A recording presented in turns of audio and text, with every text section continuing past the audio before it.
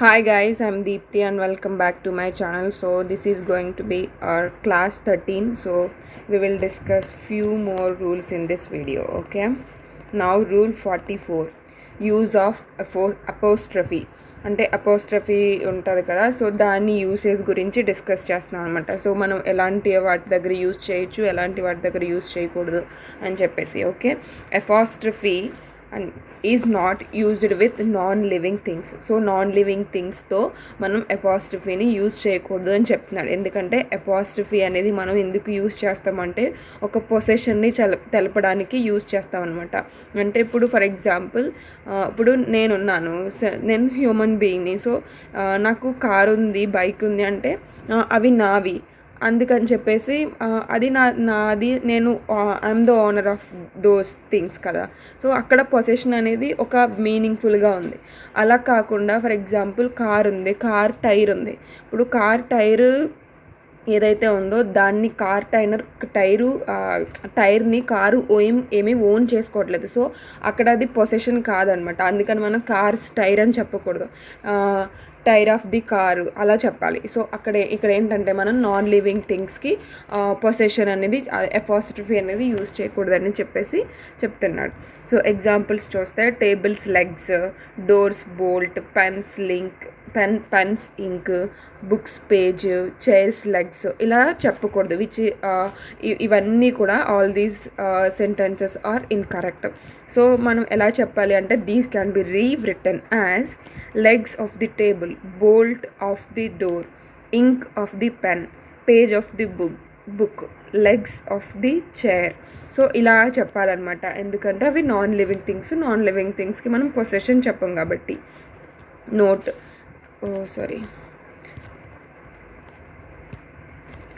there are some exceptions to this rule when we talk about time, weight, distance, place, idiom, unit, personification or heavenly body. We can use apostrophes with them. అంటే ఇప్పుడు wait, distance ఇవి కూడా non లివింగ్లోకి వస్తాయి, place. So అలా అని చెప్పేసి కాదు, మొత్తం అని కాదు. ఇక్కడ ఏంటంటే ఇలా పర్టికులర్ కొన్ని సమ్ ఎక్సెప్షన్స్ ఉన్నాయి. అవేంటంటే weight, distance, place, idiom, unit, personification, heavenly body. So ఇలాంటి వాటికైతే మనం అపాస్ట్రఫీ యూజ్ చేయొచ్చు అని చెప్పేసి చెప్తున్నాడు. ఓకే, ఎగ్జాంపుల్స్ చూస్తే 1 week's vacation. 1 week's vacation అనేది ఏంటి? ఇక్కడ టైము, 1 week టైం గురించి చెప్తున్నాం. So 1 week's vacation which is correct. $4 worth. ఇక్కడ $4 వర్త్. డాలర్ అనేది ఏంటి? యూనిట్ కదా. సో అందుకని చెప్పేసి అది కరెక్ట్. 2 days late. టుడే అనేది టైము, టైంని మెన్షన్ టైం అంటే ఏదో టైం 5 PM 6 PM ఇలా అని కాదు. ఇప్పుడు 1 week, టుడే ఇది కూడా ఏంటంటే టైంలోకి వస్తుంది. ద షిప్స్ బెల్స్ ఇక్కడ ఏంటి? నాకు తెలిసి ఇది ఈడియం అనుకుంటున్నాను నేను, ఎందుకంటే షిప్ అనేది వచ్చేసి మనకి నాన్ లివింగ్ థింగ్లోకి వస్తుంది. సో ఇక్కడ షిప్ సంబంధించింది కూడా మనకి ఇక్కడ టైం, వెయిట్, డిస్టెన్స్, ప్లేస్ ఇందులో ఇవ్వలేదు. సో ఇది నేను ఈడియం అని అనుకుంటున్నాను. Okay, the city's parks, Malaysia's land, nature's call, at stone's throw. So ఇక్కడ ఏంటంటే మనం సంథింగ్ ఇలా వచ్చినప్పుడు ఏవైతే ఇవి ఉన్నాయో వీటితో వస్తే మనం అపాస్ట్రఫీ యూజ్ చేయొచ్చు. Note, the following pronouns are already possessive and do not require apostrophes. అవేంటంటే yours, ours, its, theirs, his, hers and whose. ఇవి ఏవైతే ప్రొనౌన్స్ ఉన్నాయో ఇవి ఆల్రెడీ పొసెసివ్ కాబట్టి మనం ఎక్స్ట్రాగా అపాస్ట్రఫీ యూజ్ చేస్తే అది మనం నిన్న రూల్లో డిస్కస్ చేసాం కదా. ఏంటది? సూపర్ ఫ్లోస్ అంటే అవసరానికి మించి, ఎక్స్ట్రా. ఎలా మనం ఏం చెప్పాం నిన్న? రీబార్న్ అగైన్ అంటే అక్కడ అగైన్ అంటే రీబార్న్ అంటేనే మరలా పుట్టాడు, అక్కడ మరలా పుట్టాడు. సో అక్కడ ఏంటంటే సూపర్ ఫ్లోస్ అంటే అది మీనింగ్ ఏంటంటే చెప్పిందే మరలా చెప్పడం అలా ఉంటుంది అనమాట. సో ఇక్కడ కూడా ఏంటంటే yours ఇలా ఏవైతే ప్రొనౌన్స్ ఉన్నాయో ఇవి ఆల్రెడీ పొసెసివే కాబట్టి వీటికి అపాస్ట్రఫీ యూజ్ చేయాల్సిన అవసరం లేదు.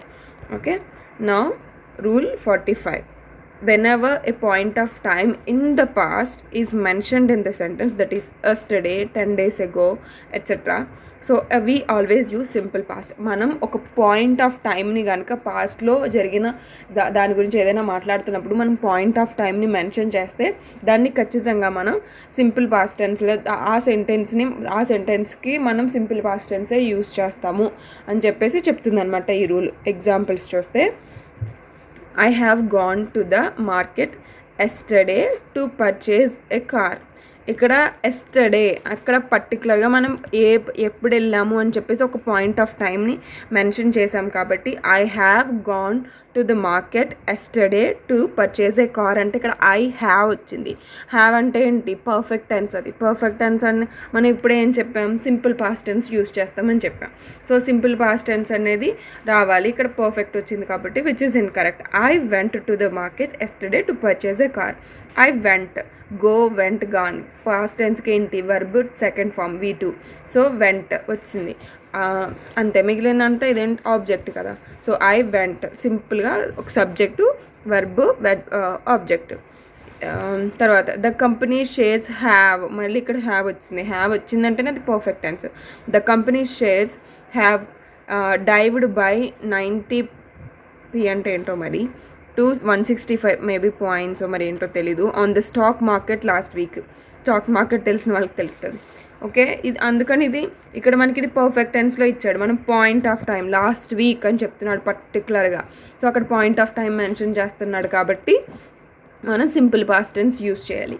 The companies shares dived by 90p to 165p on the stock market last week. Okay, now rule 46. There are certain words like unique, excellent, perfect, ideal, entire, complete, etc. which are never used with most. ఈ words ఏవైతే ఉన్నాయో so వీటిని మనం ఎప్పుడు మోస్ట్తో use చేయము అని చెప్పేసి చెప్తున్నారు అనమాట. ఎగ్జాంపుల్స్ చూస్తే, he is the most excellent student. He excellent అంటేనే అది హైయెస్ట్. ఇంక మళ్ళీ దానికి మోస్ట్ ఎక్సలెంట్, మోర్ ఎక్సలెంట్ ఏమీ ఉండదు. So he is an excellent student. Okay, అందుకని చెప్పేసి which is incorrect. First sentence incorrect.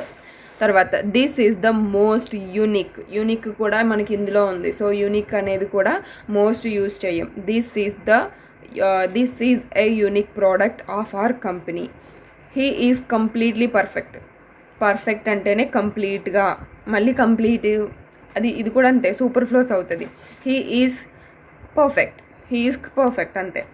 I think you are the most perfect person I have ever met. I think you are the most perfect. మరి పర్ఫెక్ట్కి ఇక్కడ most వచ్చింది కానీ ఇక్కడ correct అంటున్నాడు. So ఒకసారి నేను చూడాలి ఇది మరి ఇక్కడ స్పెల్లింగ్ మిస్టేక్ పెట్టానా లేకపోతే ఇది నిజంగా సెంటెన్స్ కరెక్టా అని చెప్పేసి ఆలోచించాలి. ఓకే, మీకు ఏమైనా అనిపిస్తే కనుక కామెంట్ చేసి చెప్పండి, నేను ఈ తర్వాత చూస్తాను. Rule 47. Words like quite and all are never used together in a sentence. ఎందుకంటే క్వైట్ అన్నా ఆలే, ఆల్ అన్నా కూడా ఆలే. సో అందుకని ఇక్కడ ఇది ఇలాంటివన్నీ యూజ్ చేస్తే ఇది ఏమవుతుందంటే సూపర్ ఫ్లోస్ అవుతుంది అనమాట. సో అందుకని చెప్పేసి మనం క్వైట్, ఆల్ని ఒకటే సెంటెన్స్లో యూజ్ చేయం. He is quiet all well. Incorrect. He is quite well. He has done quiet all the work, which is incorrect. He has done all the work. Okay, note, do not get confused with the similar sounding words like quite and quiet.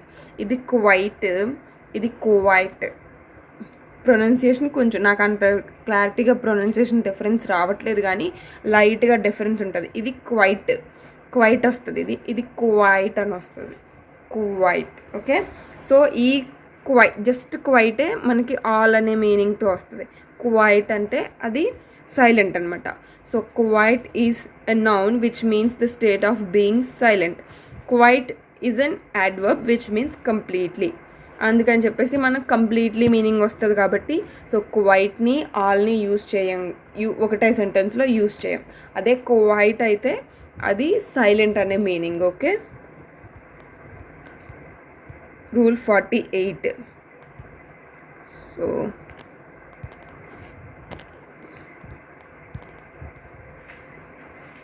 48. Determination of tense based on words like ago and before.